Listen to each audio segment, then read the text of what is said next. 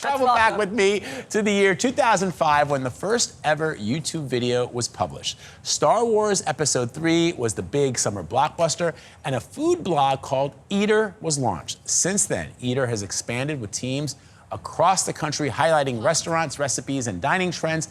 Over the past 2 decades, they've covered everything from the creation of viral foods like the cronut to the pandemic sourdough boom. And how could we ever forget 2009's bacon craze? So now the site is celebrating its 20th anniversary. Here to mark the milestone, editor-in-chief Stephanie Wu and the man behind the one, the only cronut, renowned pastry chef Dominique Ansel. Good to see you. Good morning. Thank you, guys. Thank you for having us today. Exciting. So excited. All right. So we were joking earlier that Eater has been a part of our lives, Marion and I, like since the launch, and it's the place that we still go to whenever we're looking at trends or looking to understand why people are doing what they're doing in restaurants. Talk to me about the biggest changes that you've seen over your time at Eater.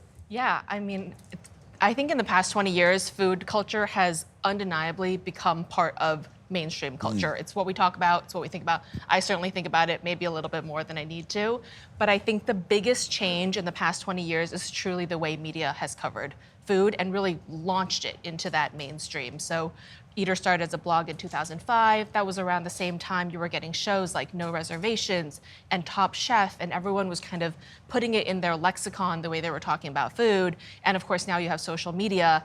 Everyone's a reviewer. Everyone is thinking about the grains of salt and the levels of lighting, and it's just really become a completely different conversation around food and dining.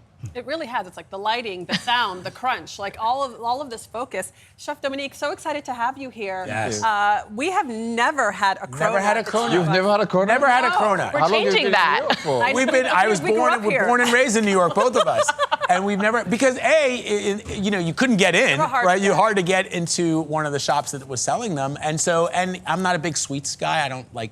I'm not a big sweets. So you waited all this time for me to bring in. We knew Bring on cronuts. We're going to try for the where first the time cronut on air. maker would be able Small, to be the one. very small. Exactly. So what did you bring for us? And then what's the origin story behind the cronut? How on earth did this happen? So the cronut happened in 2013. The bakery was a year and a half old. And at the time, my girlfriend, who's now my wife and the mother of my kids, had asked me to do a donut for Mother's Day. And I look at her laughing. I'm like, honey, I'm French. I'm French, right? What is a donut? Yeah. It's like, oh, come on. It's like, come on, you can do something. You're creative. You're a pastry chef. You can do something. And I was like, I can do it. And she insisted enough, so I finally did something which was looking good. So I was inspired by the croissant, which I grew up eating, of course. And by the American culture of the donut. And I want to put both of them together. So something that looked like feel and taste like a croissant in a donut shape. All right. It took me about 3 months to do. We put it on the menu for Mother's Day. Actually, a blogger from Grub Street put it on his website, and it went viral. I remember that. I remember the moment when it went viral and everybody was talking about that. Okay, so are these let's try all one. cronuts? This is not all. No, they're not all cronut. So this is the cronut. Okay. Actually, if you want to try it now, while I'm talking, this one is Thank you, love. this one is mango and condensed milk cream. Wait. Cheers. Stephanie, you gotta go. Something. While Very I'm talking. summer appropriate. Something. So we have different bakeries in this week. We have about 3 different bakeries. What do you see right there? On top, it's actually a taro lace batter donut. There's mochi inside and a strawberry guava jam. Chef, so we do the different wait was products for worth different it. bakeries. I love the This is texture. delicious. You should have not waited so long. Wow.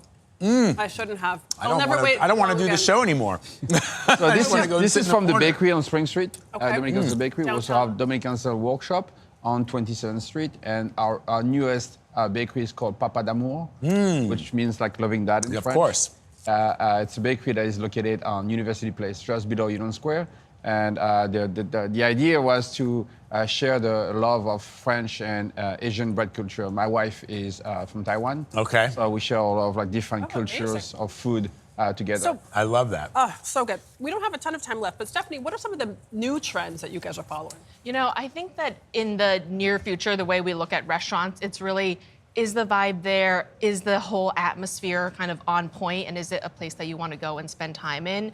And I think moving on more, it's really even is the personality of the chef really coming through? So we really, really are seeing restaurants where it's a very specific point of view. It's from their background or something meaningful to them, not unlike Chef's New Bakery, which combines French and Taiwanese cultures, and really just like not just the same old crowd pleasers, but having a strong point of view about what you're serving and why that's meaningful to you.